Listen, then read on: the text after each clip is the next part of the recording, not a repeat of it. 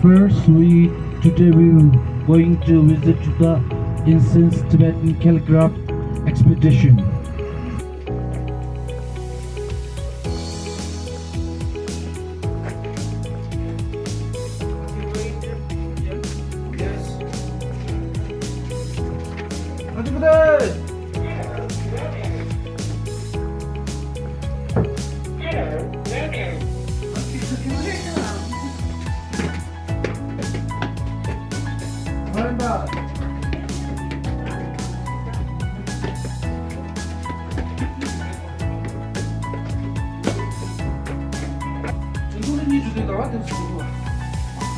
This way. 기회도 수업 배로 주제 정도. 나가 영매 같은 거. 뭐지 또 무슨 제한테 저도 안 믿고.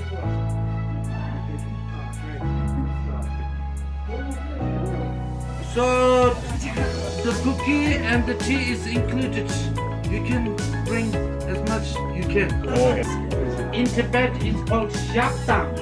Shaptang. But in Tibet you never do shaptang because shaptang means bottom.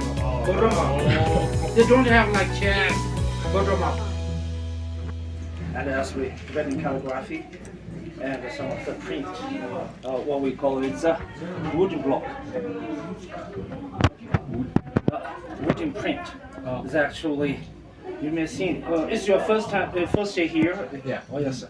So you may don't know that we have some of the printing library is actually for printing some of the scriptures and text, which is published from the monastery and the nunnery, some of them.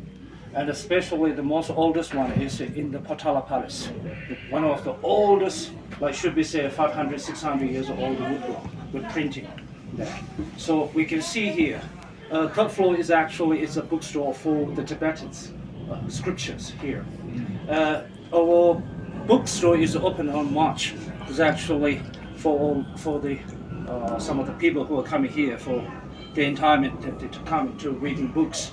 The first floor, second floor is a bookstore for all of them. It's Chinese. They're selling the books. It's actually we do some business for how to say bookstore. That's where so we include some of sell some coffee. This is what we do. And of course on the third floor, on both sides in the classroom, there and here is for experience, for introducing our small piece of our culture, the incense and the Tibetan calligraphy. That's the thing. And Kutanto is a long land prostrations and short land prostrations. So this is a place in the former time is actually a place of sport for the pilgrimage to come and stop here. Excuse me. So it's a place for the former time is for the pilgrimage to come in here to visit before to go to the Potala Chokan temple, some other monastery here. The people will stop here. To camping here is actually, so this is why the people, it's called Tanakshu in Tibetan as well as a Chatsekan. Every place is specific like religious places, and there will stop places for praying and do the pilgrimage. So this is what we call the Chatsekan or Tanakshu here in the former time. And of course, this is based from the Chokan temple. Maybe you know that, Chokan temple, the main Buddhist temple, which is built in the 7th century, the first Buddhism temple in Tibet, especially the Potala Palace.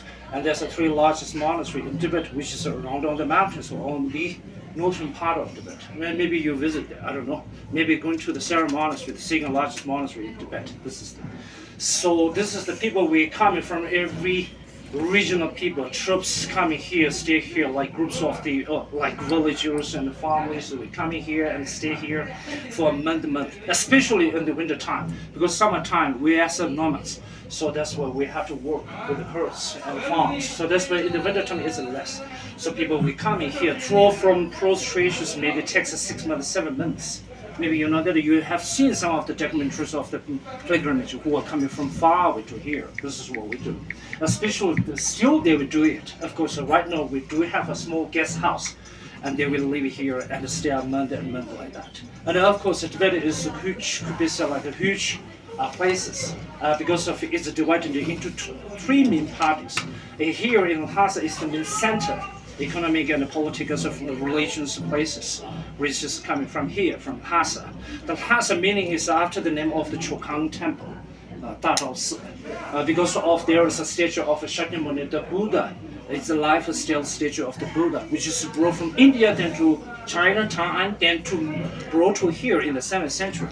So after the name of the place, we call it Lhasa. It's a god land, the land of the gods. So this is the meaning of the Lhasa. This is actually right. Well, and gradually it comes out as the greatest ancestor of what we call the kings, and they are moving here and the building of the Potala Palace. So through from the marriage with the system with the Nepali princess, Chinese princess, and they brought some of the statues and text and built up some other temple there. And gradually there's a great teachers moving here and teaching the Buddhism, especially in the 8th century and the 10th century. Most of the greatest scholars, some of the Buddhist philosophers, they are coming from the India. They do have the Guru Pema Sambhava. For example, this letter, you may see, maybe you heard about it, Guru Pema Sambhava. You may know the Om Ah Hum, but the Guru Pema Siddhi Hum. This is the which is written in English, and of course this is based from the Tibetan character.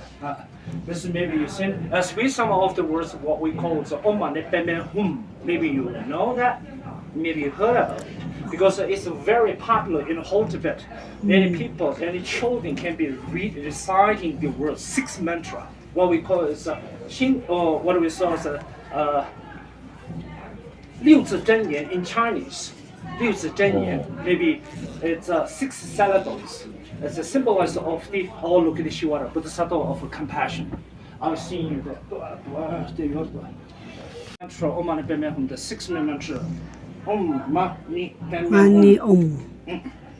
So this is, it could be said, most of the Buddhists will reciting. Not only the old people, child can be, even a child, it can be said that any child in the rural area, whether it's here or at the first birth, they may say, when they can say Mama, they can say Om Mani Padme Hum, the 6th mantra. This is what we call it. Yes, Om Mani Padme Hum.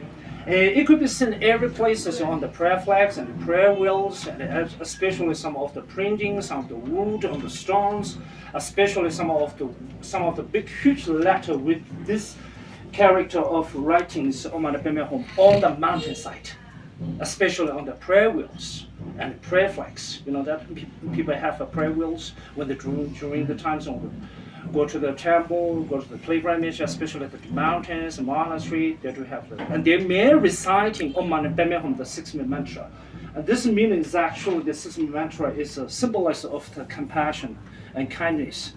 This is what we call it. So it's a mantra of the Avalokiteshvara. The Avalokiteshvara, in Chinese they will say Guanyin Pusa. Also what we call it, in the Tibetan we call it Jeresi. In the Sanskrit, they will call it a Bodhisattva, Avalokiteshvara, Bodhisattva of compassion. This is we don't have English, but we will say compassion. It's a symbol of compassion. This is it. And of course,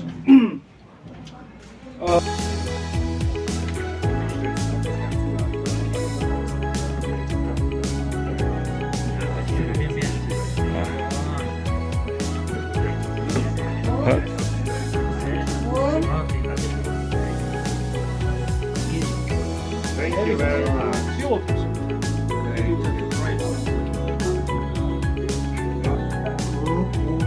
Room.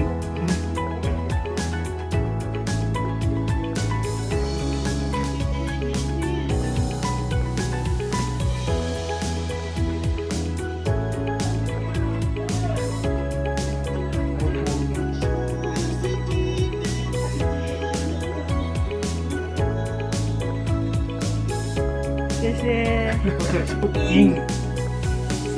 不客气，不客气。